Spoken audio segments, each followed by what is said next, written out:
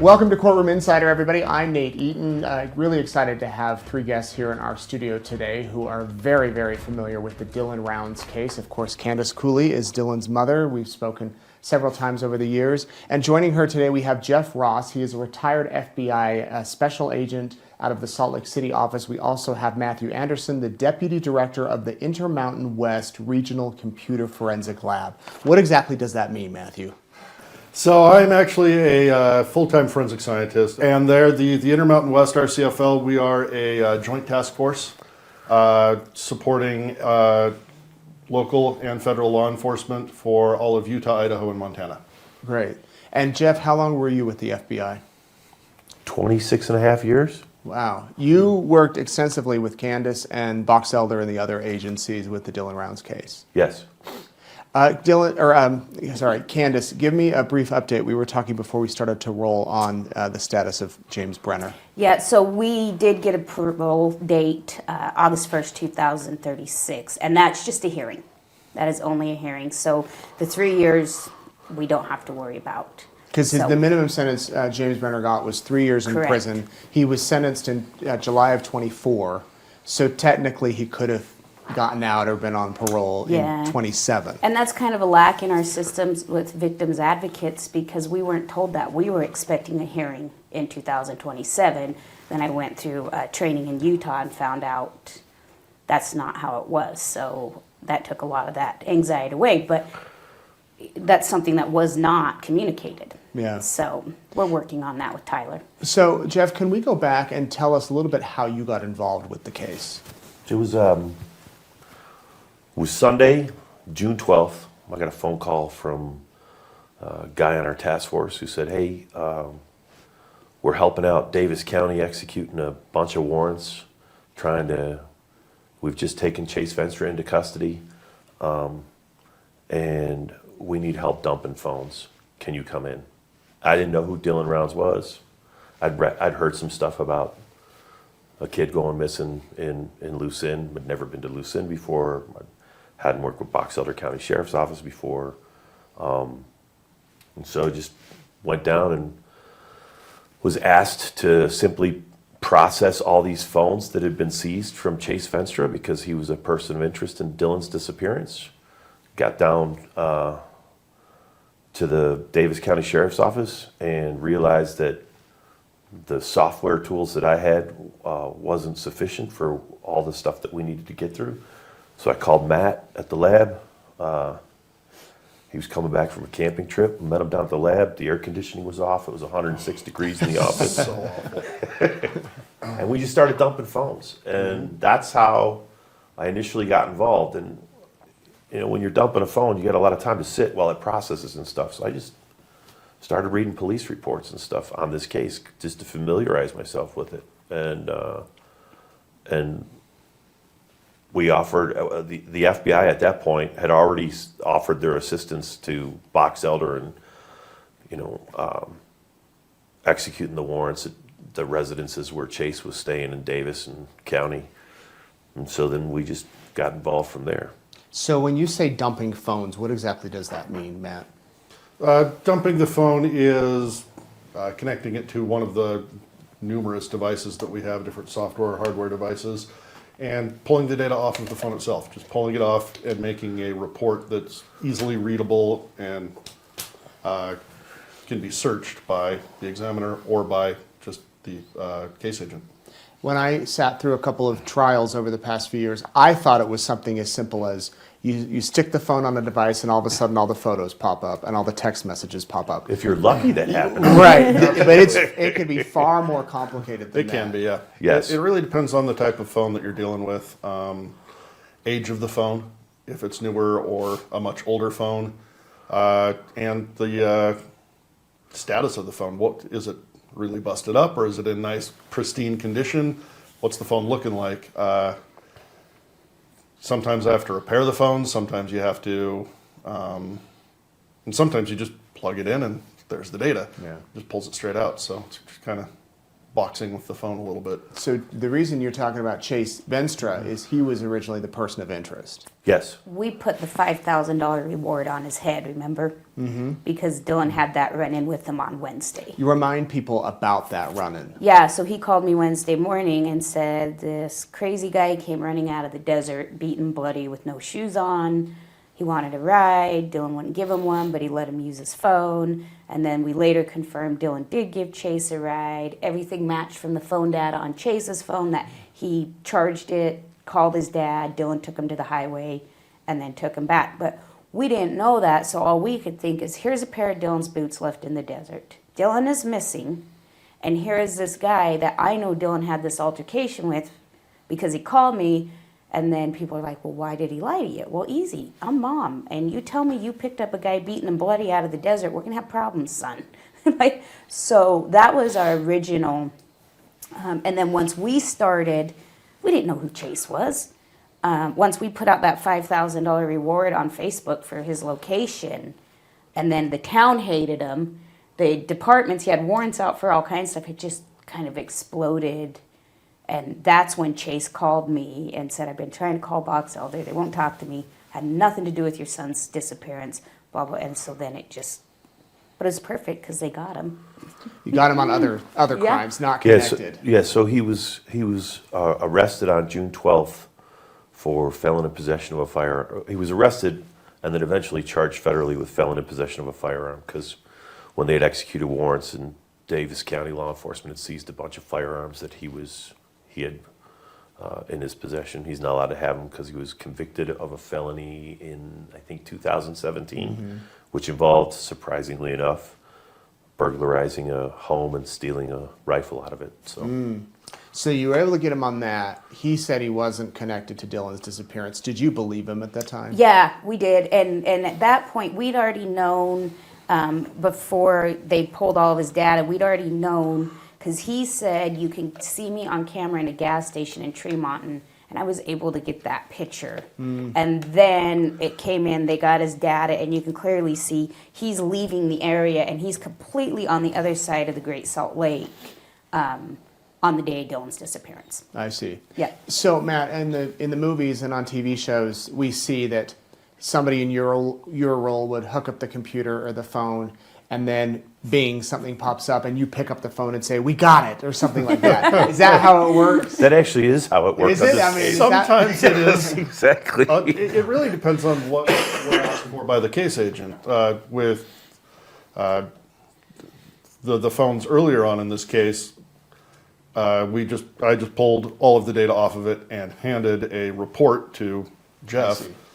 and let him go through it. I wasn't even looking through it. It was just help him dump the phones, help him acquire all of the data, and then he can go through it on his time.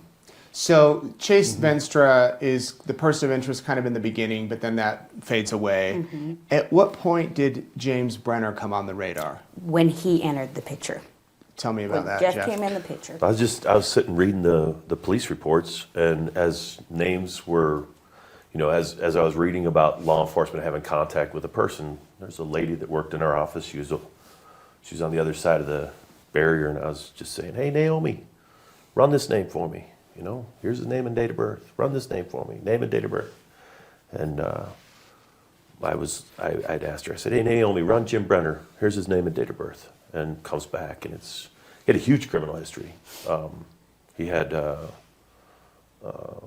attempted murder, malicious wounding with an antique firearm, domestic violence offense, aggravated assault, felon in possession of a firearm that he actually did federal time for, I think, in North Dakota. In multiple states, Maryland too. Yeah, Yeah. Maryland was where the malicious wounding, and that involved, I think, he had been laid off from his job. I may be wrong on some of the details, but he was staying in a campsite, and his boss from that job and a coworker came to see him at the campsite just to check on him. He got into an argument with them and shot at least one of them with a black powder handgun, which is the antique firearm. So as you're seeing this, as Naomi is giving you this information, what are you thinking? We should be looking at Jim Brener. He's the guy so when someone goes missing under suspicious circumstances. Typically, if it's let's just draw a parallel with like a child abduction, right? And Dylan was a kid. He was 19, but he's still a kid. I got kids older than he is. The area within a quarter mile of where that child is last seen is usually where they're abducted from. And so if you apply that to this crime scene where the last place we know Dylan was, based on the phone call that he had on the morning of May 28th with his grandmother about parking the truck in the grain shed. And we also had that verified also with the phone data that Verizon had provided in regards to Dylan's phone. There's only one person, and he's not a quarter mile away. He's 50 yards away, and it's Jim Brener. And he has this incredibly violent criminal history. And Brener's story that he'd been giving to law enforcement was, on the day of the 28th, I was by myself on that property, all by myself. I never saw anybody else there. I hadn't seen Dylan in weeks. And I left at about 2 o'clock in the afternoon to go visit my friend Don Hately for ribs and to watch Yellowstone. I came back at 9 o'clock at night, and then that's when I saw that the grain truck was parked in the grain shed. And based on the other interviews that we'd done with Dylan's grandparents and the phone data that we had and everything else, we knew that was all a lie. So it all just focused on him from that point until he could give us a convincing reason why it wasn't him. Yeah. It was going to stay on him. I remember early on, Candice, interviewing you, and I don't know if you said this on camera or off. I asked you if you thought Dylan was still alive, and you said you didn't think so. I don't remember if it was off or on either. Yeah. The boots were the kicker in that, That was. right? Yep. I mean, the pickup, I could have probably been like, well, maybe he did take off with friends, but the boots. And then the firearm that was in the trailer and then out of the trailer. The key there fob. was the key fob, all these clues that just Yeah. didn't make sense. Yeah. This is before Jeff was involved. Was it? So Yeah. Jeff, did you think, having been in law enforcement for nearly 3 decades, this kid's not alive? Unfortunately, yes. Yeah. And Brener, he had convenient explanations as to, for example, why the boots, how he came to find the boots on the property while I was looking for his horse. Oh yeah, I picked those boots up and I threw them in the trash pile. Or even with the truck that was parked in the grain shed. When I saw that whoever parked the truck in the grain shed bumped into all my stuff, I had to move the truck. So he's, Well, and he all told these us convenient that. explanations as to why he was basically interacting with evidence. Right. So why did it take a little bit of time before he was arrested? So I can only speak to my involvement. Yeah. I know that he was arrested on June 10th for an aggravated assault that he had committed a year early. I think it was a little over a It year was a little earlier, over a year, yeah. where he had assaulted someone out in Loose Inn with a folding chair and beat the hell out of him. Right. And he was there was a warrant out for his arrest, and he was taken into custody by the Box Elder County Sheriff's Office. I think it was on June 10th. Yes, it was. And he was released several hours later, after he was booked into jail. And June 10th, that's May 28th is when Dylan was last seen. So Right. He was arrested, released, and then arrested again sometime later. Yeah, well, and So he was arrested. So on June 16th, so June 12th is the Chase Venstra. yeah, June 16th. June 16th was a Thursday. Our task force, the Box Elder County Sheriff's Office, we went out to assist Box Elder County in just searching and interviews and all sorts of stuff. And I sat down with Detective John Pierce from the Davis County Sheriff's Office, who was a member of our task force. And we sat down with James Brener and just wanted to lock him into a statement. And it was the similar statement that he'd already given law enforcement previously, but I wanted to lock him into it. And I knew the whole time he was talking to us that he's lying about a bunch of stuff, right? And then Our goal was to, I want to keep talking to him. I want to keep that line of communication open until we can develop evidence to show, like, beyond that he's clearly lying to us. Right. And so we asked him to if he'd be willing to take a polygraph. And I've been involved in plenty of missing kids cases and stuff where someone rises up as a person of interest and we give them a polygraph and we find out that, they pass it with flying colors and we're like, sorry to bother you, go on your way, right? And so we kind of offered that to Brener, and he says, if it'll get you to leave me alone, I'll take one. And so he took a polygraph with the FBI at the Box Elder County Sheriff's Office on Monday, June 20th, because that was as soon as we could get it scheduled with him. Right. Now, between June 16th and June 20th, Box Elder County Sheriff's Office and their search and rescue, there's a volunteer with the search and rescue.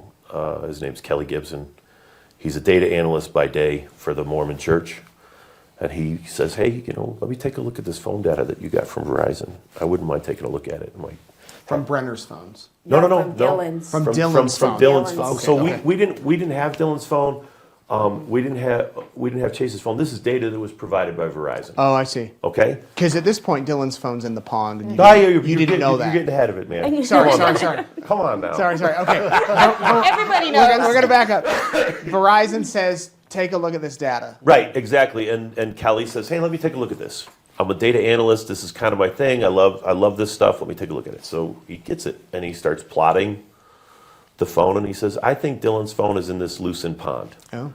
And so on June 18th, Box Elder County Sheriff's Office and Search and Rescue go out to the pond. And now, coincidentally, this is also the same pond where Brener said that on the 28th, the day that Dylan went missing, that Brener happened to be at the pond gathering water and firewood before going to see his buddy to eat ribs.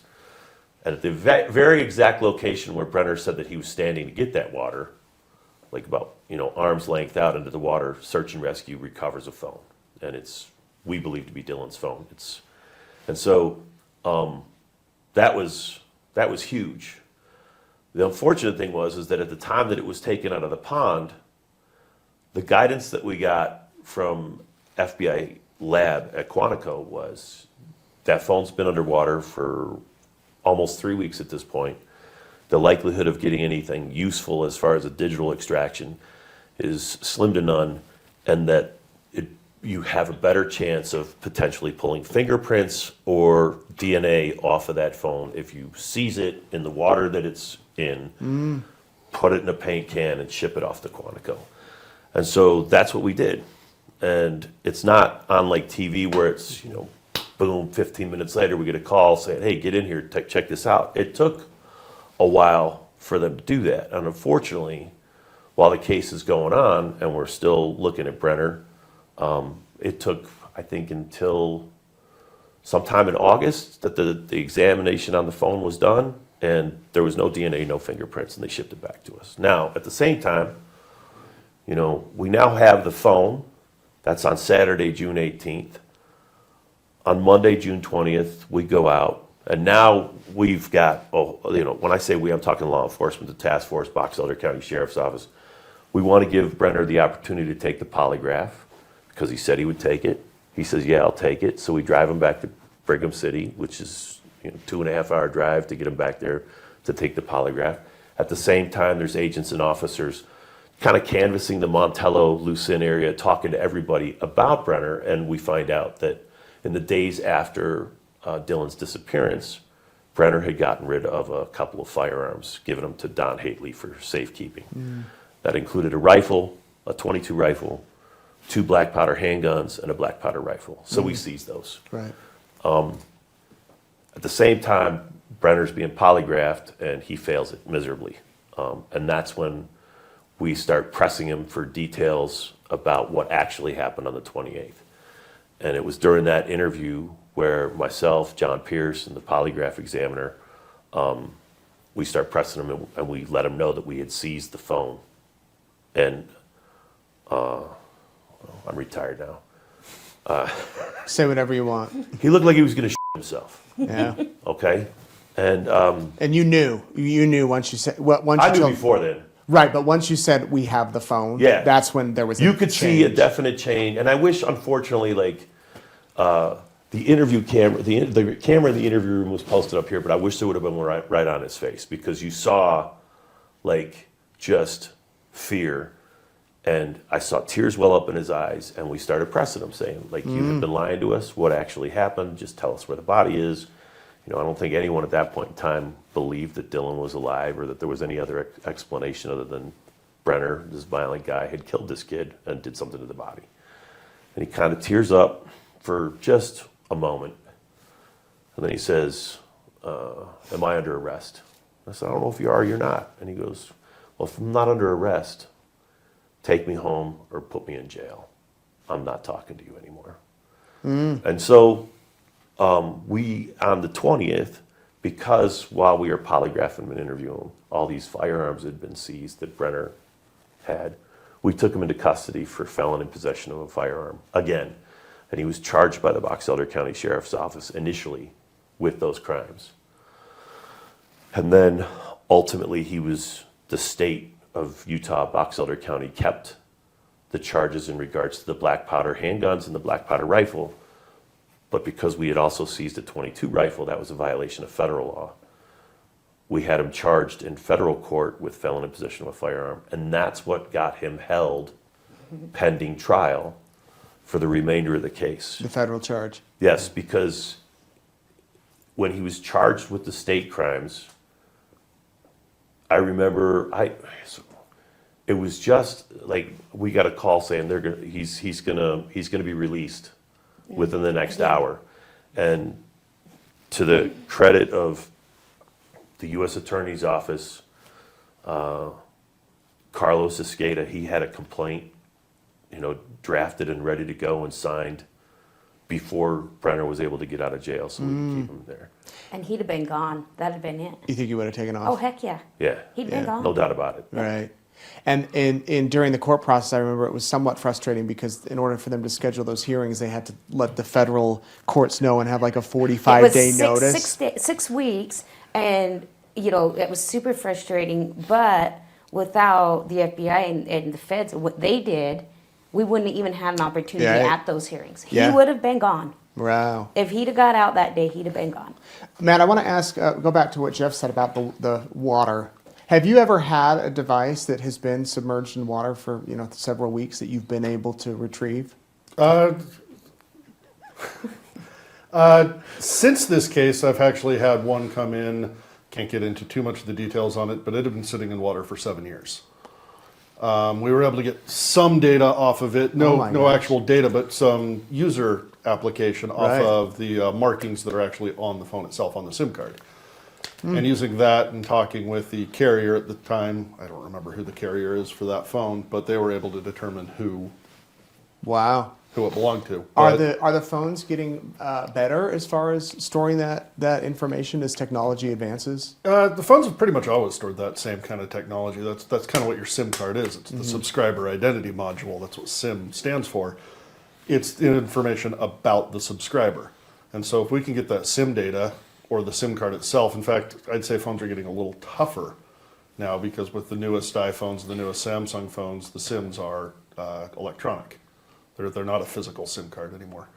This is kind of a pivot. So if you don't know, that's fine. It just came to my mind. I'm thinking about the Josh Powell case down in Utah, Susan Powell. I worked that one too. Right, and how there's that computer. Is it a computer or a hard drive that he has encrypted? Yeah. That did you all work on that? That was just before I started. Oh, okay. With that they still to this day, from what I know, cannot get into because it's so encrypted. I don't know. I mean, true. That it has not been gotten into yet. And is it actively hooked up to something where they're trying to? I have no idea. But yeah, that was Josh Powell was probably one of the most technically sophisticated people that I've ever been involved with. Really? Yes, he was very tech savvy, and he knew what to do as far as keeping it from you guys. In some ways, maybe. Yes. Yeah. So, do you run into that, Matt, where you'll get a device and it is so heavily locked down that you lots can't? of times. Yeah. All the time, I would say. I'd say we get an encrypted device probably 1 in 10. that we just cannot get into. And oftentimes it's a waiting game. With some of the phones that we see that are password protected or encrypted, there may not be an exploit for them today, but there might be one in 6 months or a year or 2 years. And so it's kind of the waiting game there, and the courts are playing back and forth on how to play with this. Can we force the person to give up their password? Can we not? There's all sorts of case law being attacked on that. Can we withhold the phone from them until they give us the password? I know that's a big Utah law that's being argued right now. So Really? It's got to feel nice, though, So- when that day comes when you've waited and waited and suddenly it works. It I opens, have 2 phones right now that have been password cracking. They've been hooked up to one of my machines for 3.5 years. Just chugging away. But you're right.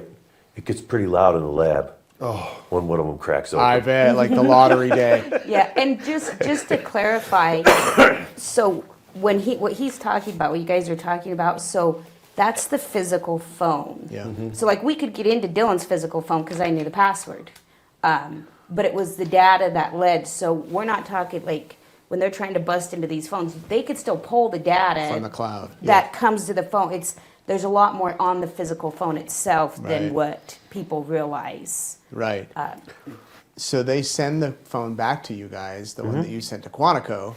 Is that when, did you take it at that point? It was came back in August, and I saw it in November, I think, is when it came over. And what did you find? So the phone itself was very oxidized. It was just covered in rust. The seams had all burst open.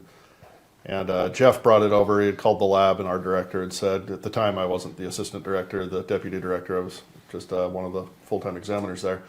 But he had called our director, and he said, well, we can bring it over. I don't know what we can do with it.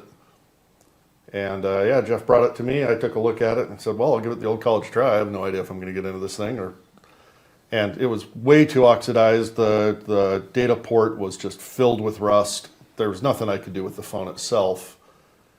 And so we have a lot of phones that have been donated to the lab through different law enforcement agencies, either old troopers' phones or phones from old cases that the people don't want them back or whatever it is.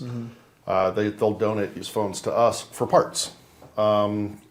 We get phones that are broken with a broken screen. We replace the screen rather than having to buy a new screen on Amazon or wherever. It's nice to just have a Sure. caseload of parts. And so the first thing we did with this phone, though, is I wanted to actually verify if it was Dylan's phone. And so the SIM card tray, it was just covered in mud. You couldn't even see the tray on the side of the iPhone, so I had to clean that off a little bit. Removed the SIM card, and 3 weeks in the water, SIM cards, they're pretty hardy. It connected. I had to clean it up just a little bit, and it connected right away to our machine, and I was able to pull the data off the SIM card. And it gives me just a little bit of information, but it usually gives you the phone number. And so I had a phone number. It was a 208 area code phone number. And I called Jeff, who then called Candice to ask, what's Dylan's phone number? And it came back as the same number. So now I know I have Dylan's phone. Right. At which point, I went through our pile of phones and found a similar model phone. There was an iPhone SE, is what Dylan's phone was. And I found one that was one model number off of his phone. Pretty much a batch that was made a couple months later. So I had 2 phones that are very similar, and I spent 3 days just slowly piecing. I would take one piece off of one phone and then take it off the other phone, so I knew how to reverse this when the time came. Oh, wow. And through some research, I was able to figure out which board, which internal data board, it's the main logic board on that iPhone, contains all of the data. So that's the one that I needed to get to. And rather than trying to get to it and connect it to machines, I figured let's put it into the donor body, the donor phone, and see if I can't put it all back together and get that donor phone to turn on. And so yeah, painstaking process of opening up each individual piece, getting down to the main logic board. Once that was there, disconnecting all of the cables to it. They're covered in mud and filth. And you lift one off, I have little toothpicks and little like flossers and rubbing alcohol, and I'm sitting there just scrubbing away at it underneath the magnifying glass. Wow. And I slowly pieced that apart, put it into the donor phone, and just reversed my way. But I was waiting almost an hour in between each data point of cleaning because I wanted it to dry. So let the alcohol dry, just let it dry in the air. I'm not using blow dryers or anything, and just slowly piece that thing together. Got the phone all put back together again, plugged it in. I saw the little power emblem on a fully dead battery on an iPhone. And so I knew it was accepting power, but that's again the donor battery and the donor charger that's accepting power. That's not the main logic board at all. But it accepted power. That was a really long wait. Probably was only about an hour waiting because I like it to get up to 10, 15%. Sure. And just watching it, 1%, 2%, 2%. It's like, come on. It got up to 10%. I was able to turn it on, and it came to the lock screen. And it was a locked iPhone. And that was, again, call Jeff. Hey, you'll never believe it, but I got the phone to turn on. It's password protected. Do you know the password? And he called Candice, and Candice knew the password. It was a very, very difficult one. 1, 2, 3, 4, 5, 6. So How many of your devices are that? yeah, occasionally. Yeah. Occasionally we do get the really easy ones, and it's nice for that. Yeah. So was able to turn on the phone. It actually did open up. Wow. I connected it to one of our machines and was able to dump the phone, acquire it, and got the full acquisition. Again, calling Jeff saying, "Hey, it's acquiring." He's like, "I'm on my way. I'm on my way over." I said, "Hold on, we're not there yet." Yeah. And once it was acquired, this was. I had not been really a part of this case at all until then. So I didn't know all the ins and outs. I didn't know who Jim Brener was. I didn't know Chase Venstra. I didn't know any of these names. I was asked by Jeff to kind of put together a timeline with missing persons or with homicide cases. That's oftentimes what we do. Was what happened in the 2 weeks leading up to it, or the 1 week. So I focused on May 22nd through May 29th on this device to see what had happened. There were numerous phone calls coming in and out of the device. There were internet searches and whatnot, and then just kind of leading up to the 28th, and I was giving this information to Jeff as I got it. Leading up to the 28th, I came across 3 videos that were there were 3 phone calls. The first phone call in the morning, I don't remember the exact times, 6 a.m. and 7 a.m. There was a call to Jim. Now I know that's Jim Brener, but it just said Jim because it's using the contact of the phone. And then there was a phone call to Grandpa and a phone call from Grandpa. Again, that's just how it's stored in the phone. It was actually Grandma that he was calling, but the phone showed it as Grandpa. And then there were 3 videos. And the videos hadn't been finalized, meaning they had been likely taken when the phone was in a locked state. So on the iPhone, you can swipe right while putting your thumb in the middle of it, and it opens up the camera so you can quickly take a picture of your dog doing something cute or whatever. Yeah. And if you switch it to video, it remembers that it's in video mode. And there were 3 videos that had been taken like that. The first video shows like an extension cord lying on the ground. The next video, it almost looks like someone's hands covering the lens. You can see kind of blurry through things, and I couldn't really make out what was in the background on that one. And then the third video, which was pretty much the last thing to happen on this phone, it was a video of a man in a shed or a man in a enclosure. I'm not sure what it was. It was the trailer later on, but I didn't know what it was. And it starts aimed down, and you see like a gallon jug of something, and then the camera flips over, so you get a 180 view. And a guy comes into view. His head is aimed over the camera, and he's cleaning something. He's got arms. You've probably seen the video at this point, but Isn't there blood on his shirt too? On his hands. On his hands, arms. yeah. You can see it on his A shirt. red substance. A red, Yeah, yeah. right. Can't say there was blood. an object in his hand. And so I paused the video with him staring over the screen and called Jeff and said, "Oh, you should probably come in here. I think I found something." And just because I didn't know who Jim was, I didn't know who this person was. What did you think when you saw the video? Well, first he calls me. He says, "Hey, I got a video that was taken on the day that Dylan went missing, and it's time stamped early on the 28th, and it's just some old white guy." And I was like, "All right, I'll be right over." But I wasn't excited because there's all sorts of different reasons why timestamps could, and I just like, I'm just going to go over and take a look at it. Yeah. I mean, if I get over there and there's a reasonable explanation for why this is on there and has nothing to do with the crime, and I got all excited about it, it's gonna suck. So I was like, just, temper my expectations and drive over there. And I walked in and I saw Brener's face. Matt at the time was on his knees working at the computer desk, and I walked in and I just saw Brener's face frozen on the screen, and I'm like, what is that? And he played the video, and I was stunned. I had during my 26 some years working violent crimes against children, I have interacted with thousands and thousands and thousands of items of digital media. Every case I worked involved something from the lab, and I've never come across anything like what was captured with that phone. And so I'm a pretty affectionate dude.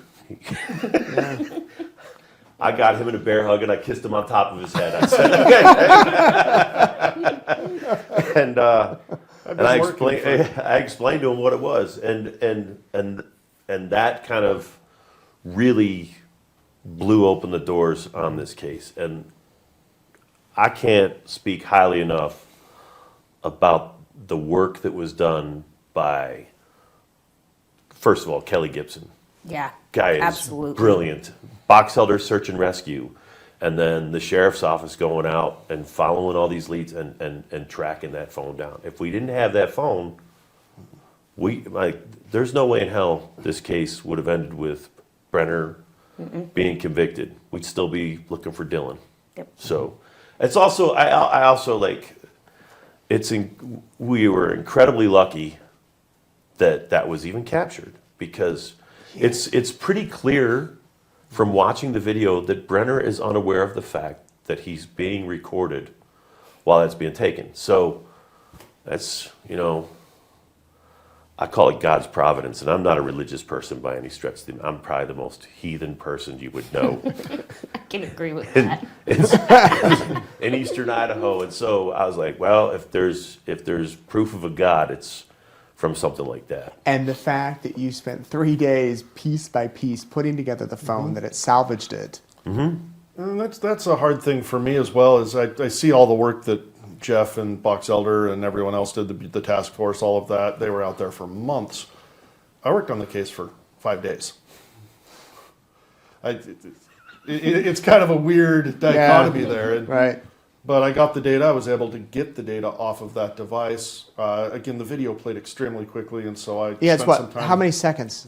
It's 18? yeah, it's like less than 20 He seconds. slowed it down. It was And then fast. I slowed it down. I made it so that it would go at a more. It's like a time-lapse Realistically. video. It's like frame, and if you play it, it's less than 20 seconds. It's super fast. You have to slow it down in order to be able to understand what it is. And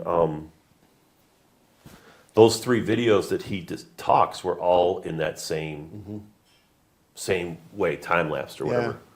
And kudos again to Kelly Gibson, because he took those 3 videos and he looked at the data from the phone, and he was able to show that the first video where he's talking about the cord, that is out in the grain shed and taken, we believe, right after Dylan was shot. The second video is taken outside of Brener's trailer as he's walking towards the trailer. And the third video is when he eventually puts it down on the floor of the trailer, and that's where we get he's wiping down the gun with blood on his forearms and hands. So do you think he killed Dylan, grabbed the phone, Yep. and somehow triggered the camera? Absolutely, and you can do it so easy on your iPhones. It's so easily done, and I know Dylan. I guarantee you, he jumped out of that truck with his phone in his hand. Guaranteed it. And he got shot, and he drops the phone. Why do you think he shot him? Because he was mad. He's just a cantankerous old man. and Do he you know, was there an argument? No, James Brener, he tried to take ownership of that property. So Dylan was going to originally farm that piece first. The water rights didn't work out. We were still working on those. I mean, he was ripping ground up, everything there. James Brener wasn't there when Dylan first went out there. Don Haley brought him over because of an altercation in Elko, where or not Elko, Montello. So he comes and Brenner's like, I'm going to squat here. And Dylan's like, well, okay. And then Don's like, well, he's a pretty good mechanic.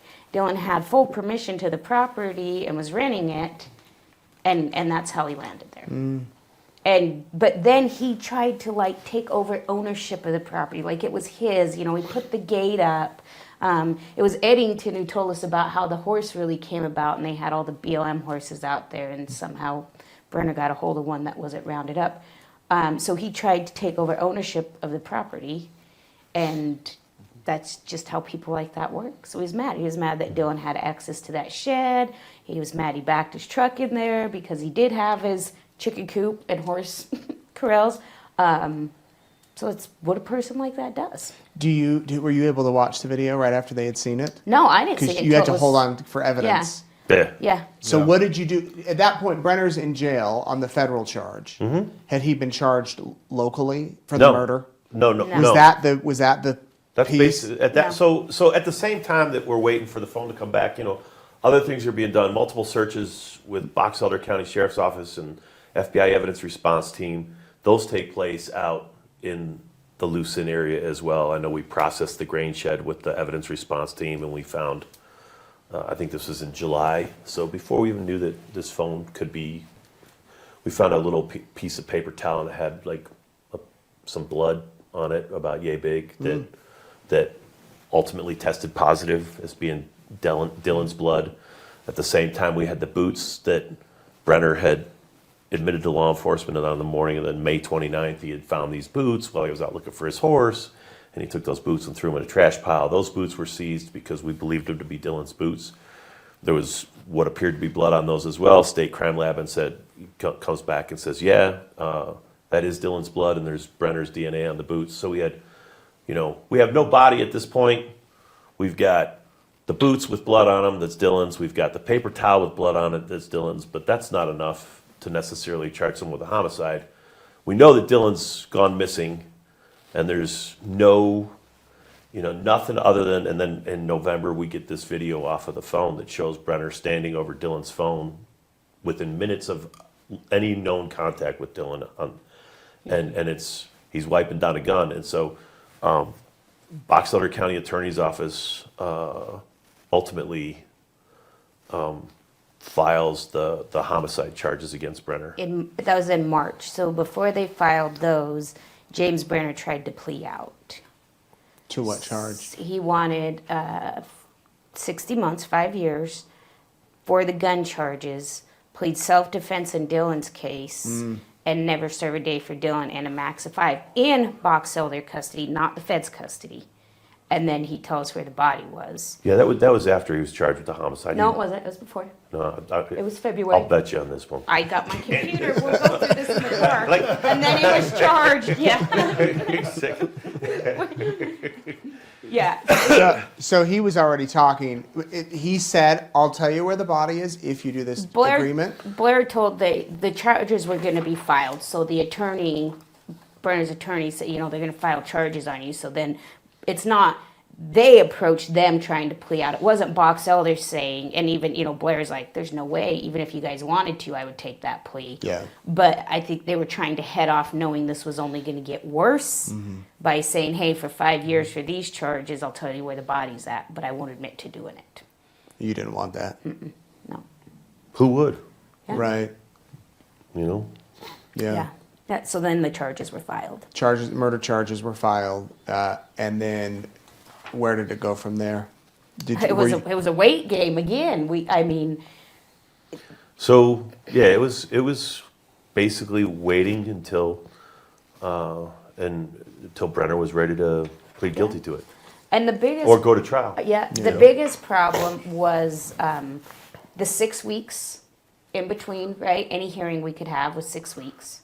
So and that's just 6 weeks. I mean, some of them were 8 weeks because you got to still get on the court docket, Yeah. right? You know, all of that. And then we had a lot of attorney issues with Brener. He didn't like one guy, so we fired him. So there was a lot of attorney issues that pushed stuff further out because you can't do anything if the guy doesn't have an attorney. So it was just a slow moving process. That is what our justice system is. That's nobody's fault. There's nothing anybody could have done about that. Yeah. Do you recall the day did you go out when James Brener led the authorities to the remains? Yeah. What was that like? Well, probably the day before it was supposed to happen, it was a lot of moving pieces, first of all, right? And so Blair at the Box Elder County Attorney's Office is like, hey, listen, we've got this plea negotiated. I think it was April 9th of 2023. Brenner's going to take us out. 2024. We're in 2024. Yeah, right, sorry. Yeah, Okay. 2024. He's gonna take us out and he's gonna show us where the body is, but he says he's not gonna do it if you go along, Jeff. He says he's not. If you transport him out there, he's not gonna show you where the body is. I'm like, oh, that's all right. I was kind of expecting that. So, in order to get him out there, we had an agent and one of our task force officers pick him up from the Weber County Jail, drive him all the way out to Lucin. I was in a vehicle following behind with Detective Pierce from the Davis County Sheriff's Office. And we just drove all the way out there. And by the time we got out there about 9 a.m., our morning started, I think that morning about like 5 a.m. picking them up. So we get out to the Lucin by the grain shed at about 9 a.m.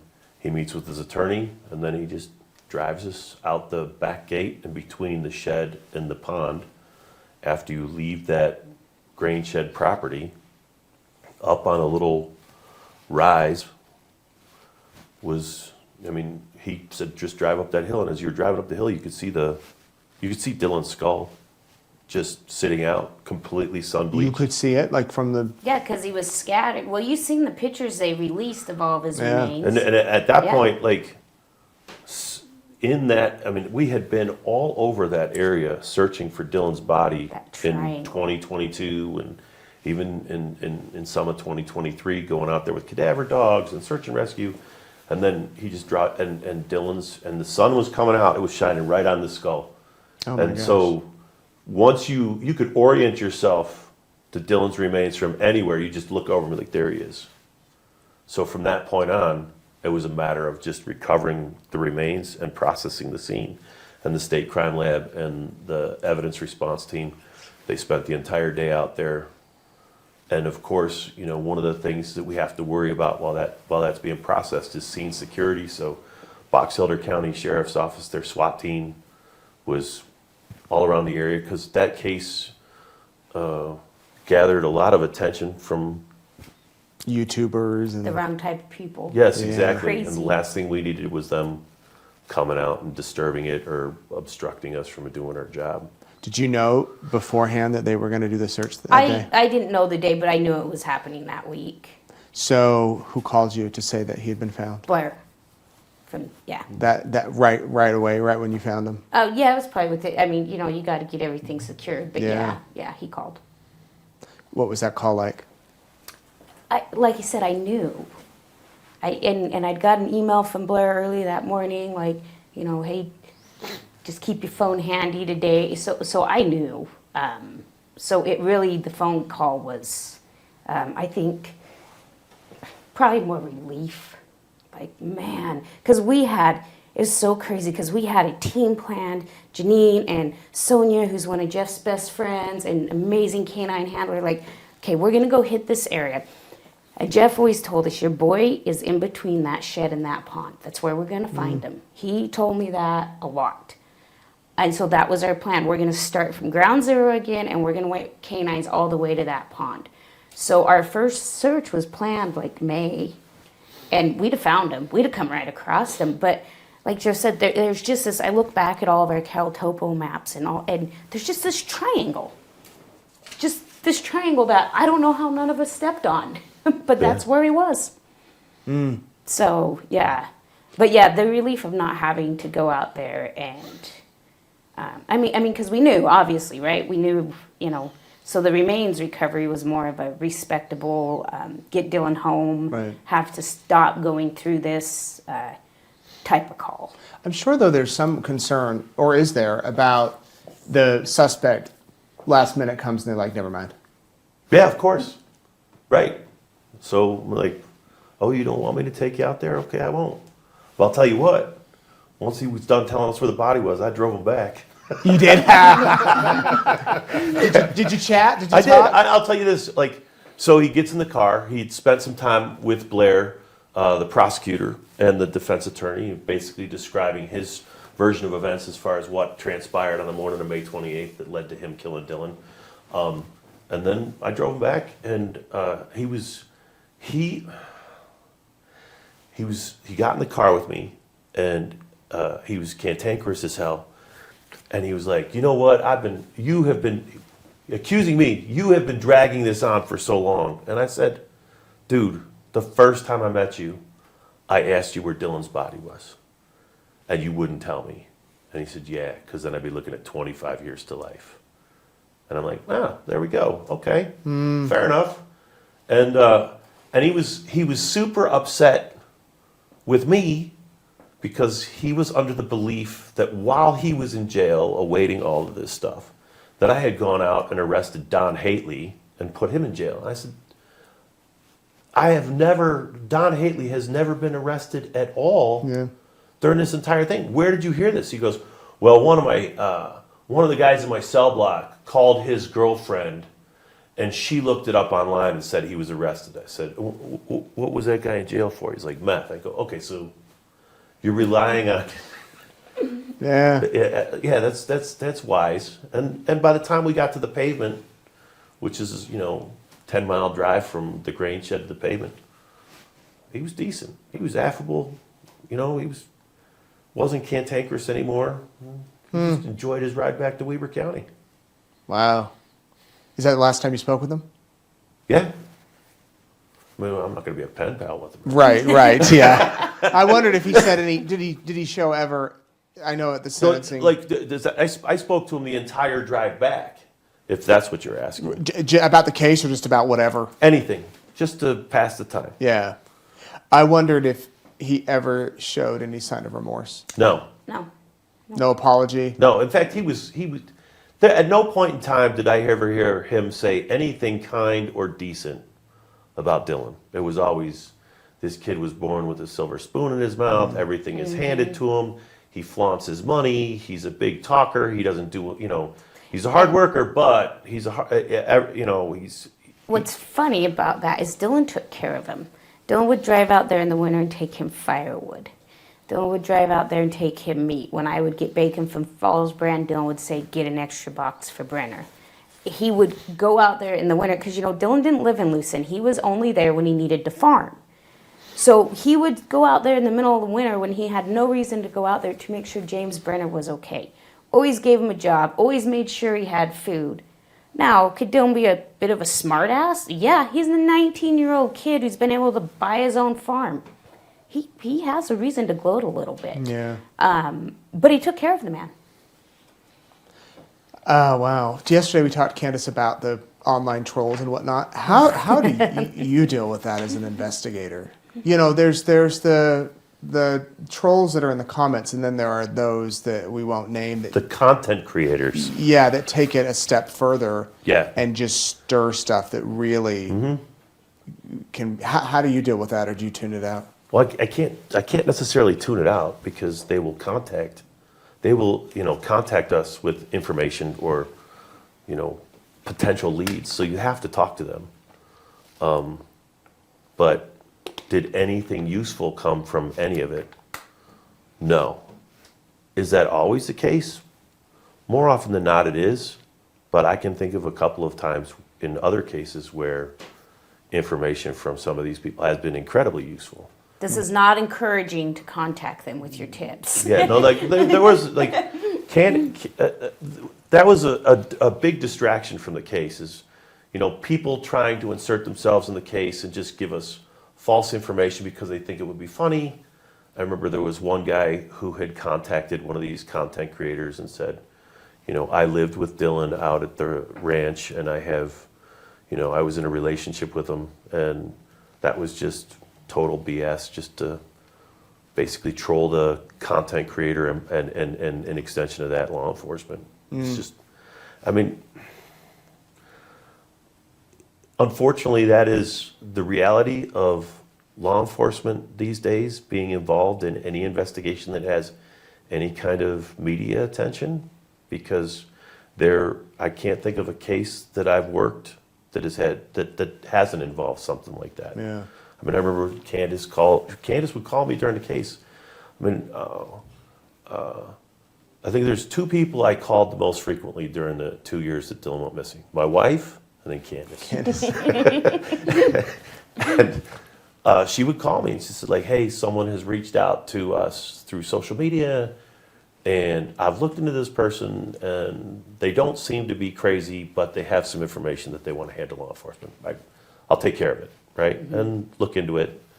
And more often than not, it was just Buzz, people, noise. Well, and I would try to be good about it, because, we would get some of the most crazy off the wall conspiracy stuff. Just ridiculous. Yeah. Yes. But there was some of them that I'd get, and I'd look at it, and I'm like, okay, this is probably 99% complete crap. But there was something about it that it's like, I'm going to pass this on to Jeff, because there's just something about this one that and they just keep hounding me on it. But you really got to sift through it, and there, there's just so much. Yeah.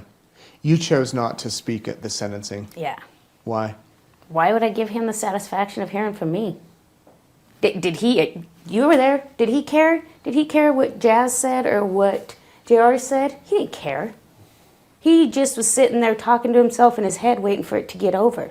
I think honestly, that was the wise choice, because in my own opinion is that he would have gotten a lot of satisfaction. Yeah, I think he would have. So, yeah, if you've got somebody who's actually remorseful and is going to listen to you and have emotion, like, shit, I shouldn't have done that. Why did I do that? I can see talking to that person, but not him.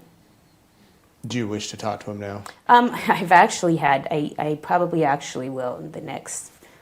I've sent out a few things. At the parole hearing, or reach out before then? Yeah, we did before then. I've reached out before then already, and he has. I've gotten a response. Maybe in the future. Just tell me the truth. We know the story he told Blair was complete BS. Just tell me. So we'll see. You wish to talk to him again? No, man, I'm retired.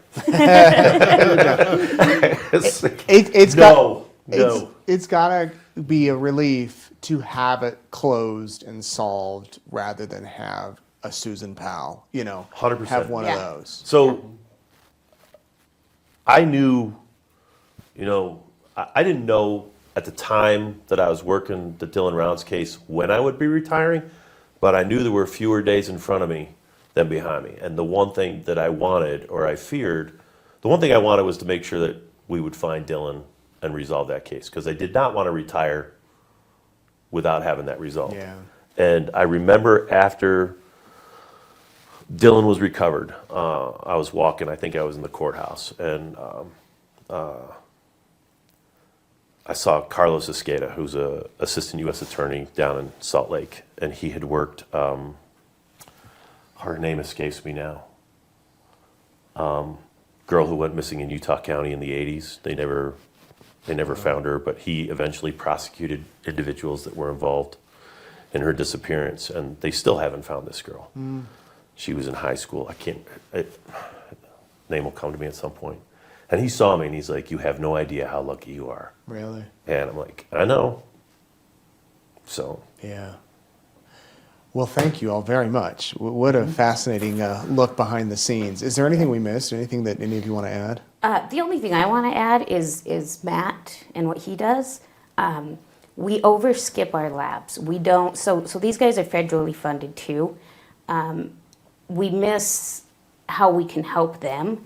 So ask people, when you look at this stuff, when you're looking to donate, look into our labs, look at what these guys do, because without Matt, I mean, that phone came back from Quantico with nothing. Without this man, we'd had nothing. I mean, we'd have had something, but it wouldn't have been a conviction. So yeah, I know our labs are really underfunded. That takes time. It makes things more backlogged than they should be, and it's making cases harder to get solved. Matt and Jeff have been up here this week in East Idaho helping out with Dylan's Legacy Foundation, teaching and training local law enforcement officers on digital forensics and investigations and things like that, in partnership with CEI. So you've had law enforcement from statewide, a lot in the Magic Valley, a few here in East Idaho. Yeah, Utah. Yeah. Yeah. And we'll just keep doing them. Yeah, so the expertise of your background and career is very beneficial to the officers that are here. So thank you for doing that. Is there anything you want to add, Jeff? I would say this in regard, and this kind of dovetails into the training aspect of what the training this week and training we've provided elsewhere is,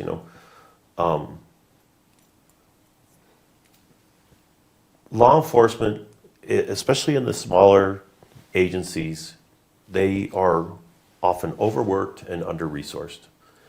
And their responsibilities are just as, important as the responsibilities of people working in well-funded agencies. And so they might not have the resources, or not even have the awareness of what the abilities are from other larger agencies that can help. So I think it's really important that investigators that feel like they're all out on their own and they've got to handle everything and they've got to figure out how to just ask for help, right? Ask for help from the subject matter experts. Be a pain in the ass at the RCFL. Like, hey, I've got this phone, can I bring it down? I've got this computer, I've got this, I've got that. I need training on this. I know the FBI provides a ton of free training, both formally and informally. The entire time that I worked for the FBI, there isn't a case that I worked that didn't involve working with a local partner. And oftentimes, some of the people that I was working with, I had never worked with before. And there's this belief, and sometimes it's well earned, that you see it on, think of the movie Die Hard, when the two FBI agents show up, and who's in charge here? And they're like, we are, Yeah. Sometimes that reputation has been earned. But I will say this, the guys that I've worked with and the agents and detectives that I've worked with from other agencies, once they realize that, like, hey, we're here to help and we don't care who gets the credit as long as the person responsible for the crime is held responsible, then they bring you cases. They're like, hey, I got another case, or can you help on this? Or do you know who can help on this? Yeah, like, that's not our violation, but I can get you to somebody that does. So just the resources that we have available and we make available on a daily basis. Well, I don't do it anymore because I'm retired. But just for them to know that they can call and ask for help on pretty much anything. Yeah. And we have the resources and the personnel to address it. You can't just show up and say, we're here to help. They have to ask. No, sometimes we do that too. Sometimes you can't, yeah. Yeah, like sometimes we invite ourselves to the party, so to Yeah. speak. Right. But it's always been my experience that, like, I never all I care about is holding the people responsible for what they've done. And in general, that's the attitude of anybody that I ever worked with. So. Yeah. How about you? Anything you want to add? Yeah, Matt? it's really kind of talking exactly what Jeff's saying there, especially with the RCFL program where I work. Our RCFL covers Utah, Idaho, and helps with Montana as well. And like with this training yesterday, I'd say 90% of the law enforcement in there had never heard of the RCFL, which kind of stinks because we're here to help you. We do have a satellite office, so our main office is in Salt Lake because that's where the field office is for the FBI that down there. But we're a joint task force. Myself, I don't work for the FBI, I work for the state of Utah. Department of Public Safety is my host agency. But we do have a satellite office in Boise. We have another satellite in Billings. And any law enforcement agency in any of these states can bring stuff to us. And we'll help them with their digital evidence. We have a lot more funding than some of the, especially a lot of the smaller agencies have. And we can help them out with some of the stuff, and we're open to phone calls. Give us a call. We can walk you through something or tell you what to bring and what not to bring. Great. That's valuable information. Thank you all very much for speaking with us today and giving us a behind-the-scenes look at the investigation. We want to thank our sponsor, newspapers.com. They make Courtroom Insider possible, and they have all sorts of fascinating information on their website. Over 1 billion newspaper pages from the past decades, centuries. You can go to newspapers.com, and maybe some of Jeff's prior cases are on there, I'm sure, over the years. Go to newspapers, type in his name, and see what you can find, and then let us know. I think I'm going to do that. Yeah, there's probably a bunch of stuff on there. And thank you all for watching Courtroom Insider. I'm Nate Eaton. Have a good night.